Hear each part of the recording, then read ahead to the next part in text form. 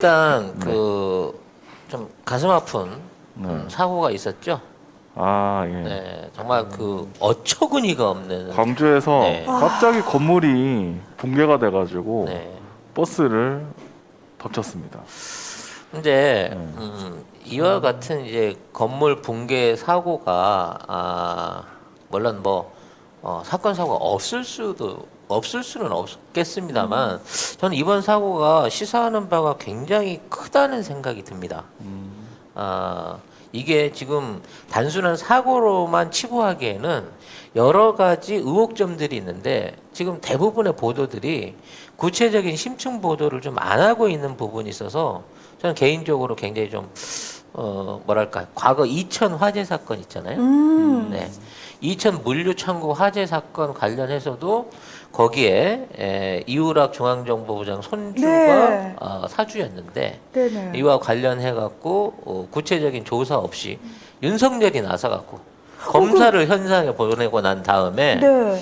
구체적인 진상 조사 없이 피해자 합의로 대충 넘어간 이런 사건이 있었거든요. 아, 맞아요. 그 당시도 맞아. 저는 되게 충격적이었던 게 왜 화재 사건이었는데 윤석열이 나서지 이거였어요. 그렇죠. 검사가 왜 거기 네. 가서 사고 현장을 지휘하지라는 얘기를 우리가 했었는데 사실 이번에도 지금 그 겉으로 드러나고 있는 사건에 대한 본질에 대한 정리가 좀 부족한 게 아닌가라는 생각이 들어가지고 네. 아무도 안 하는 얘기이기 때문에 네. 송 작가 TV의 대나무 숲에서 요 얘기를 좀 잠깐 하고 넘어가는 게 어떨까 싶습니다. 네. 일단 사고 영상은 이제 여러분들이 대부분 안 보신 분 없을 거예요.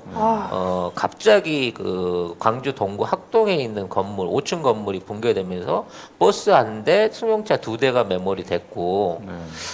지금 현재까지 18명 정도의 사망자와 부상자를 만들어냈다라고 하는 얘기가 있는데, 일단 이 사고가 일어나는 과정 중에 이게 인재냐, 아니면 이게 어쩔 수 없는 재해였냐라는 부분에 대한 확인이 필요할 것 같아요.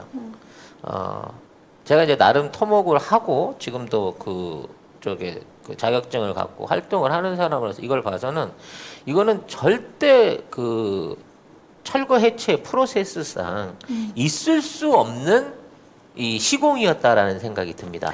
건물 시공 자체에 시공 문제가 있었다? 일단은 철거 시공 자체에 문제가 있었다는 거죠. 그렇죠. 저도 그냥 댓글을 보는데 이 철거는 완전히 초보들이나 할 법한 실수다. 이렇게 철거하지 않는다라는 댓글 되게 많더라고요. 그러니까 이게 무엇 때문에 네. 초보라고 얘기를 해야 되는가? 네. 라는 관련 사진을 좀 정리를 해볼 텐데 지금 저기 사고 장면 사진을 보시면 버스가 진입을 하고 정류장에 정차하자마자 건물이 무너져요. 네. 근데 지금 무너지는 건물 한번 자세히 보세요. 건물의 벽처럼 보이죠? 네. 네, 건물의 벽이 넘어가는 게 건물 중에 벽 부분을 포함한 건물의 일부가 저렇게 넘어간 겁니다. 그러니까 저게 어떤 형태냐면 이런 식으로 서 있는 사각의 건물이에요. 건물이고 이게 도로변에 서 있던 건물인데 이게 앞으로 이 건물을 쉽게 말하면 이렇게 쭉 따게 온 거예요. 네. 그러니까 무슨 얘기인지 아시죠? 이쪽에 도로변 지금 보시는 도로변에 있는 거를 이렇게 쭉 따게 온 거예요. 그러니까 뒤에서부터 그렇죠. 허물기 시작했다. 왜 그렇게 허물 수밖에 없냐면 앞쪽이 도로잖아요. 네. 그리고 버스 정류장이 있기 때문에 그쪽으로는 진입이 안 되니까 반대편 방향에서만 쭉 털어온 거죠. 이제 알겠어요. 네. 그렇게 되기 때문에 건물을 털고 남아있는 잔해가 있던 게 무너졌는데 하필이면 그게 버스 정류장 앞에 버스를 덮친 거예요. 근데 요거는 이제 피해 사진, 현장 사진이니까 여러분들이 이제 이해를 하시는데 이러한 시국에서 도저히 이해할 수 없는 부분이 뭐냐. 자, 다른 데에 일반적인 공사 시공을 하는 케이스를 보면요. 이게 다 똑같을 거예요. 사진이 저기 보시는 대로 건물을 전체 화면으로 띄워줘 보세요. 이런 건물들을 부실 때는 포크레인이 저런 방식으로 따게요. 이게 무슨 의미냐면 뒤쪽 한쪽 면에서부터 포크레인이 쥐어 뜯어가면서 그 부스러기를 바닥에 깔고 네. 그 깔고 까는 게 있는 발판이 돼서 그렇지. 높이를 올려가면서. 높이를 올라가면서 이게 까가면서 이거를 부수게 돼 있어요. 그러니까 이게 정상적으로 시공을 하고 있는 철거 공사의 방식인 건데 이렇게 되면 어떻게 까지죠? 기역자로 남아 있는 상태에서 까진단 말이에요. 그렇죠. 근데 이 건물은 한쪽 변이 없는 거야. 기역이 아니고 그냥 일자로 서 있었던 네, 거죠. 일자. 그러니까 기역자로 파갖고 들어갔으면 기역자로 서 있기 때문에 한 번에 넘어가질 않았을 텐데 그렇네요. 이 건물은 기역자의 한쪽 변이 없는 거예요. 그냥 그러네요. 일자였던 거죠. 네. 그러니까 이거는 반대쪽에서 접근을 못하는 접근성 때문에 뒤쪽에서 이 건물을 파먹어 들어오다가 이거를 기역자로 안 파고 그 맨 마지막 한쪽 벽을 병풍처럼 세워놓은 상태에서 이거를 반대로 넘어가게끔 만들었어야 되는 게 반대로 그 예상치 않은 반대쪽으로 넘어가 버렸다는 거예요. 그렇지. 원래 그렇게 되면은 그 도로변에서부터 이렇게 깎아야 되는 거 아니에요? 근데 그쪽으로는 못 못 들어가니까. 들어가니까 네. 너무 방향을 못 돌리니까. 그러네요. 아이고. 그래서 이런 공사를 하게 되면 사실은 아까 얘기한 대로 그 한쪽 면을 이게 이 공사의 시도 자체의 큰 문제는 뭐냐면 기역자를 남겨놓은 상태에서 파먹어 들어가야 되는데 한쪽 면을 이미 다 날려버렸다는 그러네요. 거고 그 남아 있는 병풍처럼 서 있던 벽을 바닥을 건드려 갖고 이렇게 끌어당기려고 하다가 그 과정 중에 기역자로 받쳐주지를 못하는 이 골조의 그 힘 때문에 골조가 받쳐주지 못하는 양력 때문에 반대쪽으로 넘어가 버렸다는 거죠. 네. 그러니까 일단은 시공 자체를 굉장히 게을르게 한 거고요. 만일 시공을 하는 데 있어서 저렇게 파먹어 들어갈 때 입장이 아니었다 그러면 와이어라든지 보강제라든지 이런 것들을 써서 당기면서 쉽게 말해서 와이어 같은 걸로 묶어서 당기면서 뒤쪽으로 당기면서 넘어갈 수 있는 예비가 충분히 할 수 있었다는 거예요. 그리고 이 정도 건물이 저렇게 넘어가면요. 순간에 갑자기 훅 넘어가지 않아요. 반드시 그 징후를 보여줍니다. 그래서 소리가 들려서 인부들이 대피를 했다라는 얘기도 있었어요. 그렇죠. 그러니까 뭔가 이상한 소리를 듣고 작업자들은 대피를 했는데 네. 정작 도로에 대한 통제는 하지 않았다는 거지. 근데 우리가 일반적으로 저렇게 될 때는 도로 쪽에서도 사실은 공사 관계자분이 피하셔야 보고 된다고 있어야죠. 예, 네. 하고 있지 않나요? 그냥 이상한 소리가 납니다 하고 느꼈을 때 도로를 막고 네. 지금 붕괴 위험이 있으니까 들어오지 마세요 해야 마세요라고 되는데 해야 되는 거죠. 이러한 관리적인 절차 전혀 안 지켜지고 있었다는 거예요. 아이고. 아이고. 그리고 여기가 이제 또 재개발 지역이거든요. 아. 현대산업건설이 이 부분을 전체로 재개발을 하고 있는 거고 거기에 철거 하청을 받은 업체가 하고 있었는데 도대체 이 중간 관계에서 뭐 하청에 대한 관리 그리고 그 철거 업체에 대한 기술 수준이라든지 능력에 대한 검증이 잘못 이게 되지 않은 상태에서 거의 철거를 잘 모르는 사람이 무대뽀로 하지 않았나라는 생각이 듭니다. 아니 이거는 저기 정말 하다못해 도로도 공사를 조그만한 거 할 때도요 다 펜스 쳐놓고 관리자분이 저쪽에서부터 저기 오지 마시라고 공사 중입니다를 계속 하시거든요. 근데 이건 사실 큰 문제잖아요. 굉장히 큰 문제인데 이거에 아주 기본도 지키지 않았다는 거. 특히 뭐 중간에 하청이 들어갔든 어쨌든 간에 책임 회사는 현대산업개발 아닌가요? 그렇죠. 예. 근데 현대산업개발이 드러나고 있지를 않아요. 뉴스 같은 걸 보면 현대산업개발이라고 하는 단어 자체가 안 나오고 있다는 거죠. 그리고 이거는 이제 제가 개인적인 내피셜입니다만 그 잔해들을 봤을 때 네. 현장 잔해 사진들을 봤을 때 배근이 그렇게 많이 보이질 않아요. 배근? 그러니까 안에 철근들이 교차로 이렇게 그 들어가야 되거든요. 어릴 때 저 건물 같은 거 지을 때 지나가다 보면은 요만한 철근들이 굉장히 많이 축축축축 꼽혀 네. 있던데요. 그래서 이런 그 철거 현장에 가서 기둥이나 벽을 부수면요, 시멘트들이 그 안에 있는 그 철근에 다닥다닥 딱 붙어 붙여가지고 있어요. 무슨 맞아요. 이제 수초에 막 그 엉겨서 붙듯이 맞아요. 그런 형태를 취해야 되는데 여기 그 철거 현장에 있는 잔해들을 보잖아요. 그러면 거의 그런 철근들이 안 보여요. 아이고. 그렇기 때문에 어? 그 현장 사진 한번 다시 한번 그 정리하고 있는 사진들 보여줘 보세요. 그 무너지고 난 다음에 자 저기에 기둥도 있고 벽체도 있고 하면 그와 관련한 철근들이라든지 이런 것들이 따닥따닥 보여야 보여야 된단 돼요. 말이에요. 이렇게 안에 네, 안에 얼기설기로 얼기설기 있는 있는 거. 거. 근데 눈으로 보기에도 철근의 배근이 많이 부족한 것으로 저는 보여요. 그렇다면 무슨 얘기냐? 애초에 건물 자체가 상당히 부실하게 지어졌을 가능성이 높다는 거고 이 건물의 부실도를 생각 안 하고 일반적인 콘크리트 구조 강도만 생각하고 작업을 하다가 이 무게를 못 이겨서 사고가 난 게 아니라 또 다른 업도 생각을 해볼 수가 있습니다. 그러면 애초에 이 건물을 질 때부터 혹시라도 이건 제 뇌피셜이에요. 재건축이 있을 걸 알고 대충 지은 건물은 아니었나? 라는 생각도 살짝 해보고 싶어.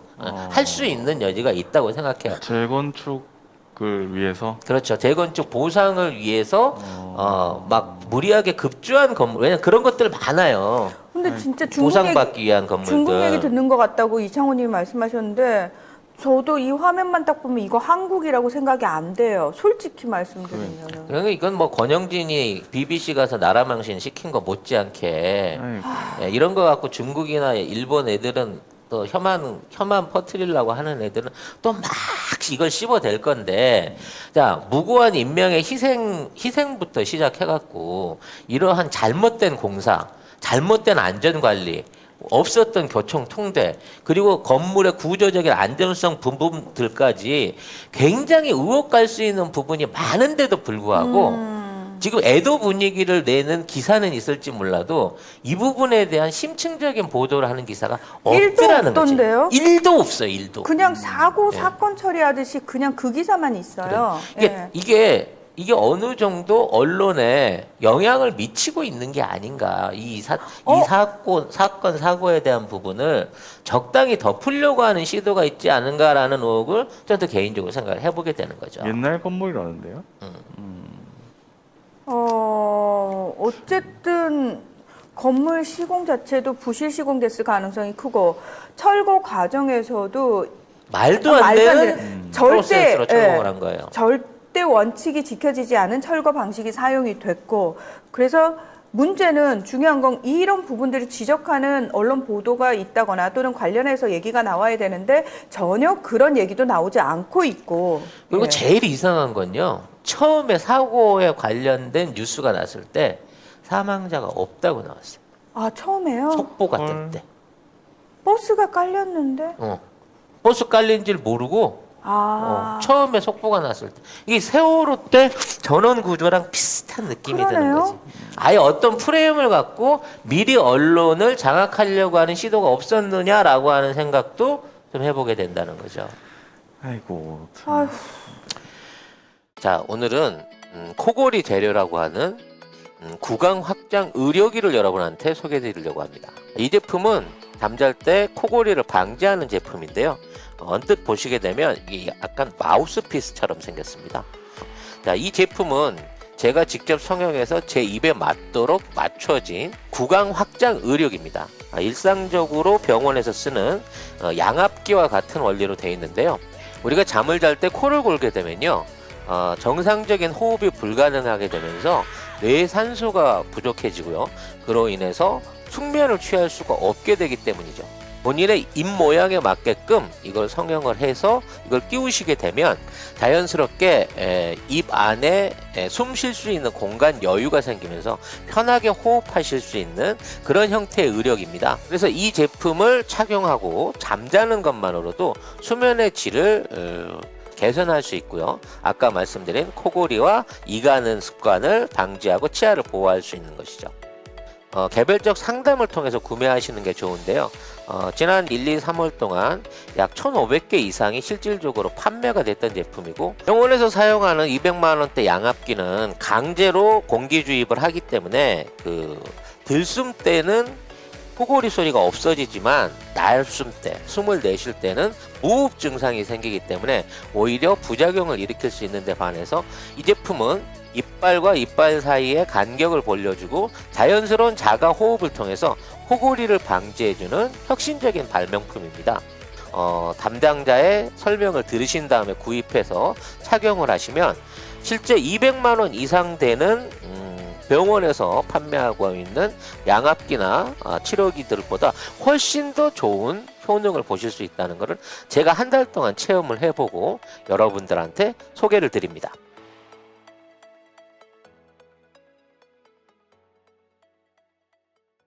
아무튼 정말 웃기는 얘기인데 대한민국에서 지금도 이러한 그 날림적인 일들이 일어나고 인명에 대한 그 엄청난 숫자 아니에요, 사실은? 그렇죠. 우리가 최근에 본 중에는 지난번 2000 화재 사고 이후 최고로 많은 희생자들이 생긴 거고 이분들은 너무 무고하신 분들이야. 그냥 버스에 타고 있었을 있다가. 뿐이고 그러게. 하필이면 이제 무너진 전체의 중량 중에도 하필이면 제일 무거운 골조 부분이 버스 좌석의 뒷부분을 짓눌렀단 말이에요.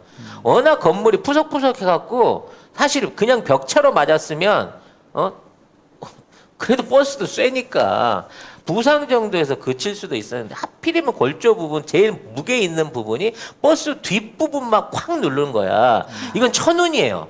만약 진짜로 무거운 부분이 버스 전체를 눌렀다면 버스 안에 있는 승객들이 한 명도 살아남지 못했을 겁니다. 근데 뒤에 앉았던 뒷좌석 승객들만 오히려 큰 피해를, 사망 피해를 본 이런 내용들이 있다는 거를 생각했을 때 사실 이거는 굉장히 엄중하게 아무튼 적극적으로 그와 관련된 그 진실 보도 거기에 대한 부분이 있어야 되는데 뉴스의 태도는, 언론의 태도는 정말 너무 형편없더라라는 생각을 해보면서 이거를 해갖고 뭔가를 업되게 만들자는 얘기는 아니고요.